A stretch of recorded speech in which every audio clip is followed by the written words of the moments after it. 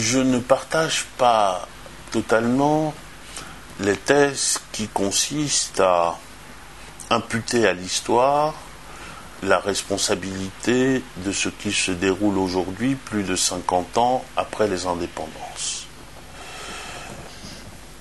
La colonisation explique beaucoup de choses, nous y reviendrons, mais aujourd'hui, la violence qui se déroule en République centrafricaine est une manifestation de quelque chose qui m'apparaît beaucoup plus grave, plus préoccupant, et que j'appelle de temps en temps la revanche des cancres.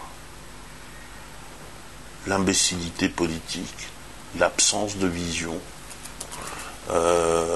et qui est une forme qui est arrivée en République centrafricaine comme une étape dans une descente aux enfers depuis les indépendances. Il faut se souvenir que cette violence-là, elle est assez récente.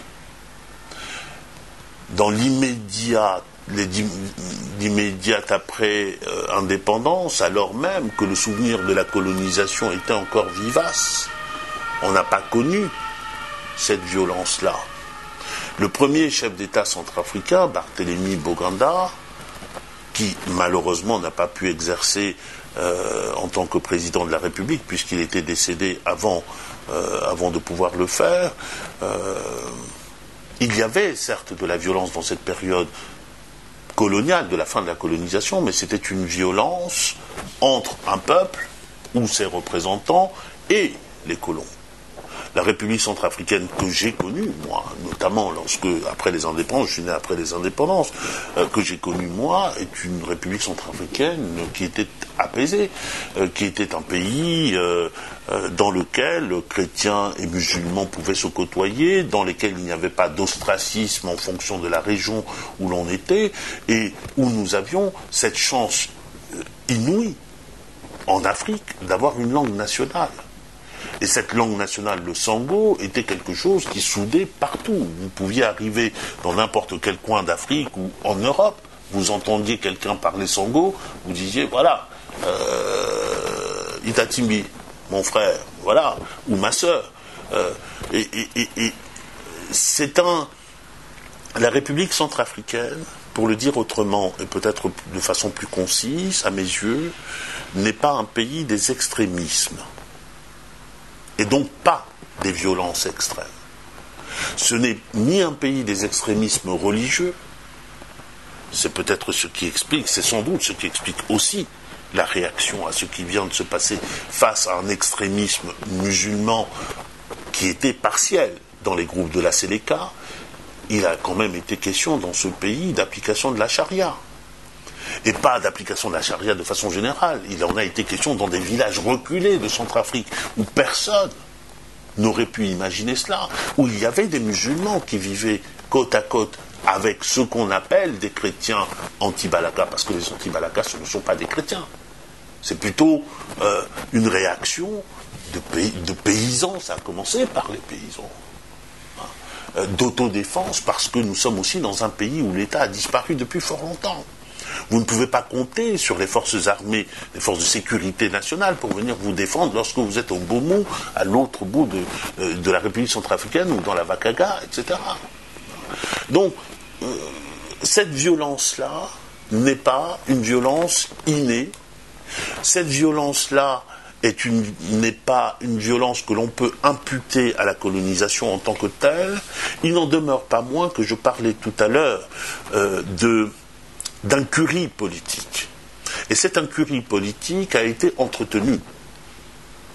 Elle a été entretenue depuis les indépendances. En République centrafricaine, vous ne pouvez pas devenir président si vous n'avez pas prêté allégeance à la France, si vous n'avez pas prêté allégeance à l'extérieur. Et vous ne pouvez pas réussir un coup d'État si vous n'avez pas au moins le consentement neutre si l'on peut dire, des autorités qui sont là et des troupes qui sont sur place. Et donc, on a assisté depuis l'époque de Bokassa à une sorte de descente aux enfers. Ensuite, vous avez eu l'élection de Patassé qui tenait encore la route, si l'on veut.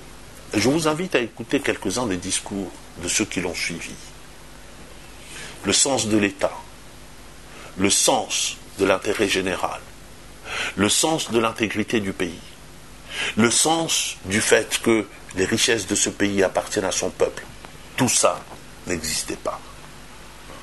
Et c'est ajouté à cela, quand on n'a pas le sens de l'État et le sens de la nation, il est aisé, lorsqu'on veut faire un coup de force et qu'on n'a que cet objectif-là, de faire appel à des mercenaires. Nous avons connu, depuis les années 2000, je dirais presque des coulées de mercenaires, comme on parle de coulées de boue en République centrafricaine, appelés par ceux-là même qui étaient censés conduire les destinées de ce peuple-là. Et de fil en aiguille, on est descendu au fond du puits, on a recreusé pour descendre plus bas, et aujourd'hui on espère qu'on pourra remonter la pente et qu'on pourra ressortir. En tous les cas, la République centrafricaine d'aujourd'hui est un pays déstructuré. Les Centrafricains qui sont là aujourd'hui, et surtout la jeunesse centrafricaine, est une jeunesse qui est déstructurée, et c'est une responsabilité immense, mais c'est une responsabilité historique que de pouvoir accompagner cette jeunesse-là et l'aider.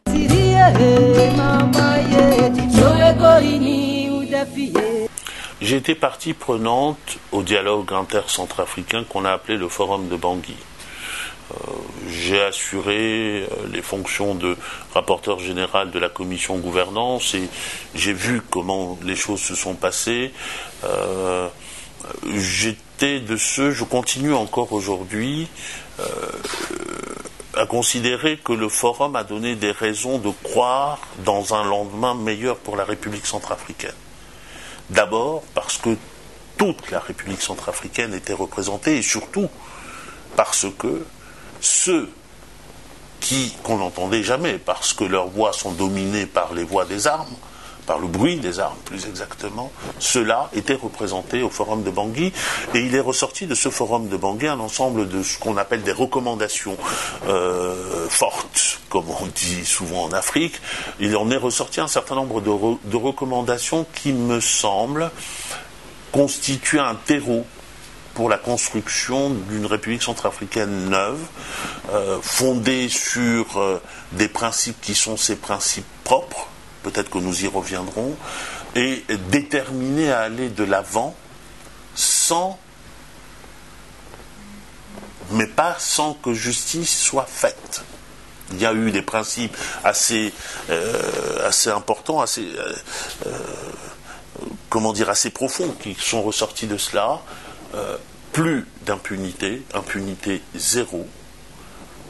Il faut juger les criminels. Il faut retisser le lien national. Il faut exclure de l'espace public et de l'espace politique ceux qui ont pris les armes et qui, par ce fait-là même, se sont exclus. Il faut que le peuple recouvre la souveraineté sur ses ressources naturelles. Il y a un certain nombre de principes qu'on n'avait pas entendus par le passé qui sont sortis. Maintenant, là où se trouve le véritable enjeu, c'est qu'est-ce qu'on en fait. Il était prévu que soit mis en place un comité de suivi de ce forum de Bangui. Ce comité de suivi, aujourd'hui, n'a pas fait ses preuves. Il a été mis en place en juin. D'ailleurs, il n'est pas totalement fini, puisqu'il doit encore y avoir la nomination d'un représentant de la diaspora qui n'est pas encore fait. Et donc, nous avons un certain nombre de moments importants à mes yeux qui ont été d'occasions importantes, qui ont été ratés par ce comité de suivi. Par exemple, la rédaction de la Constitution. Il y avait, dans les recommandations du Forum de Bangui, un certain nombre de principes constitutionnels, de principes à vocation constitutionnelle à inscrire dans la nouvelle Constitution de la République centrafricaine. Le comité de suivi n'a pas pu faire en sorte que ce soit le cas, et les autorités qui sont en place ne l'ont pas fait non plus. Donc il y a toutes les raisons de s'inquiéter et de craindre que ce forum va se terminer comme les nombreux autres dialogues qui ont précédé, on a remisé tout cela dans le hangar, dans des tiroirs, et c'était simplement pour la bonne... ce n'était pas sérieux, quoi.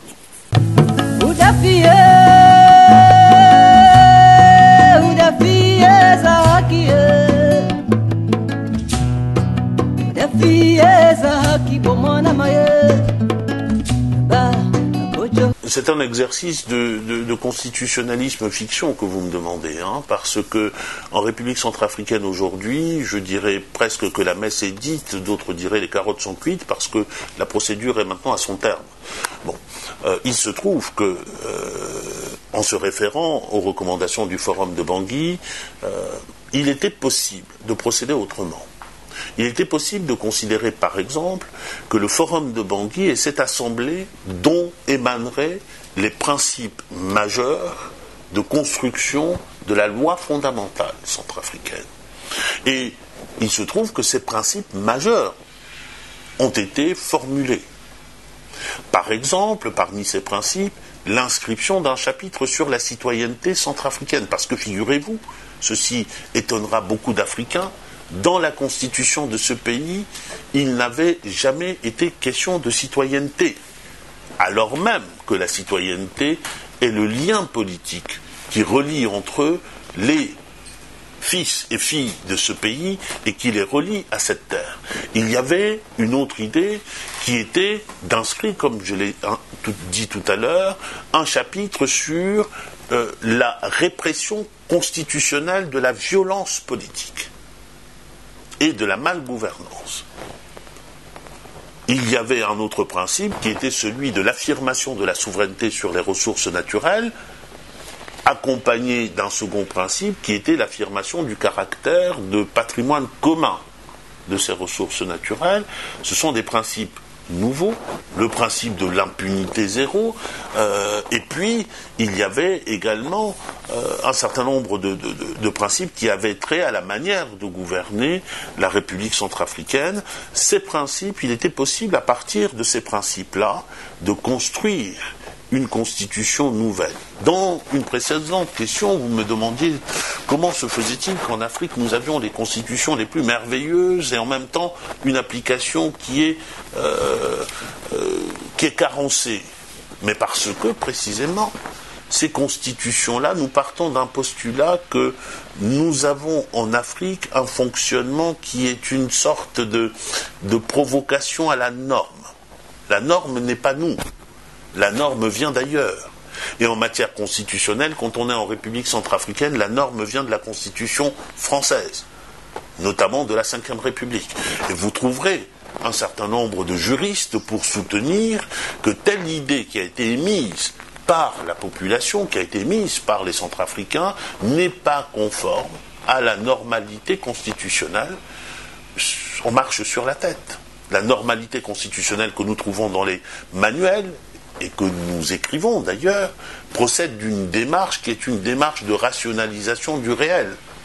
Il part du réel, il tente de trouver des points communs, il tente de lui donner un sens, et c'est ce sens que nous avons tenté de donner, ou que d'autres ont tenté de donner, qu'un certain nombre de juristes vont saisir en nous disant c'est ce qui doit être appliqué dans le réel centrafricain.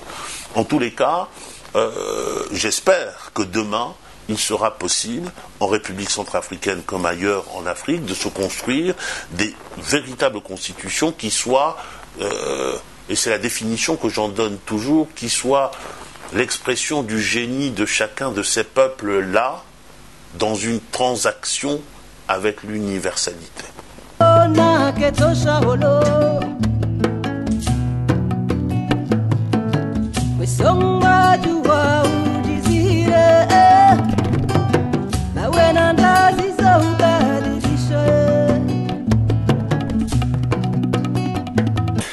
Et c'est précisément, je pense que l'inscription dans la Constitution peut répondre à ces défis-là.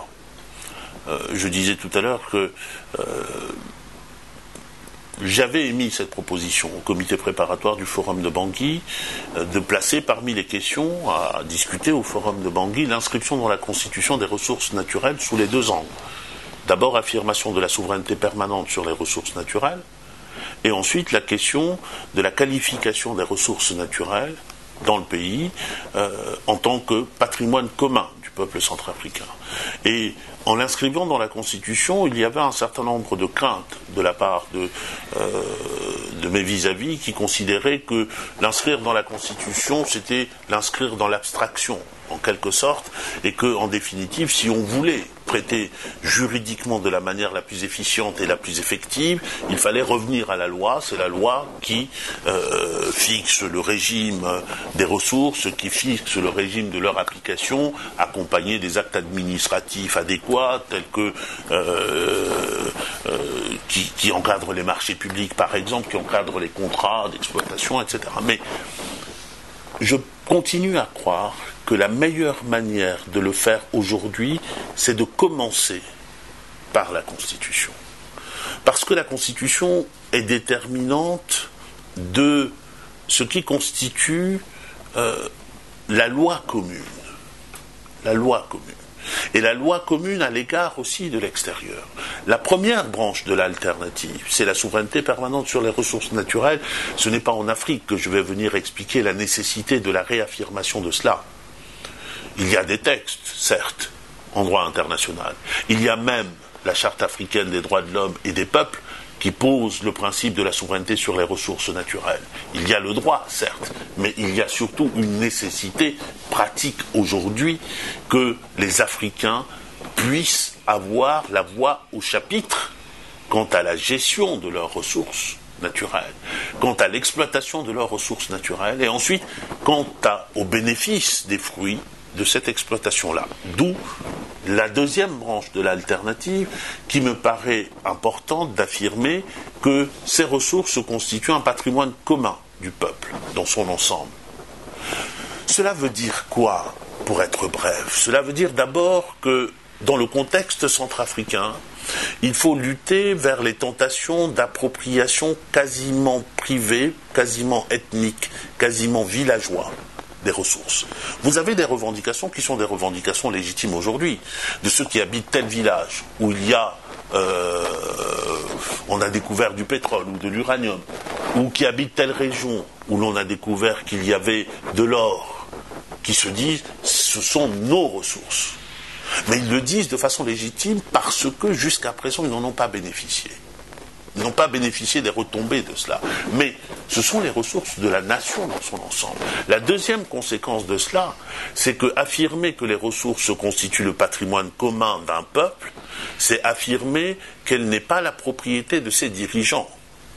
Et que ceux-ci, dans les décisions qu'ils vont prendre quant à la gestion de ces ressources, quant à l'affectation du contrat de concession ou du contrat d'exploitation notamment, toutes les décisions qui ont trait à la gestion, à l'exploitation, doivent être prises de la manière la plus transparente parce qu'il faut rendre compte aux titulaires de la propriété.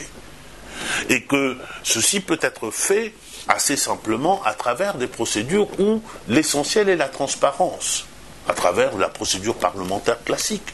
Vous voulez passer un contrat ? Vous faites un appel d'offres, cet appel d'offres est public. Chaque année, vous venez devant le Parlement, le gouvernement vient devant le Parlement chaque année pour présenter son rapport d'activité, pour présenter son action au cours de l'année. Il y a un chapitre particulier sur la manière dont les retombées, les dividendes ont été gérés. Ils ont été investis où? Dans une école? Dans un dispensaire? Dans l'aménagement d'un espace? Donc, comme vous le voyez, il ne s'agit pas d'une abstraction du tout. Et l'idée était de poser cela, d'en tirer un certain nombre de conséquences dans la Constitution, et au-delà de la Constitution, y compris en posant, notamment en criminalisant le comportement qui consiste à s'approprier de manière privative les ressources d'un peuple lorsqu'on est chef d'État ou lorsqu'on exerce le pouvoir.